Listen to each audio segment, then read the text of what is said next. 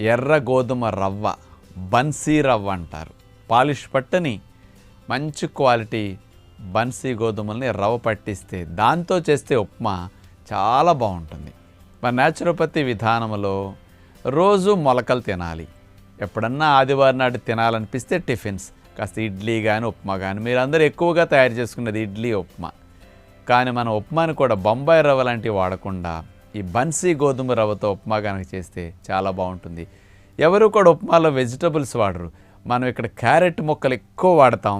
కొబ్బరి పాలు పోసి ఉడికించకుండా కొబ్బరి తురుమేసి న్యాచురోపతి పద్ధతిలో టేస్టీగా ఉప్మా కనుక మనం ఇట్లా చేసుకోగలిగితే, మీరు దీన్ని ఎప్పుడైనా జర్నీస్లో బయటికి వెళ్ళేటప్పుడు ఈ ఉప్మా చేసి ఇట్లా పట్టుకెళ్ళిపోయి పక్కన ఒక పెరుగు కప్పు 2 కప్పులు పెట్టుకున్నారంటే భోజనంలా దీన్ని తినేసేయచ్చు. అసలు ఎంత బాగుంటుందో.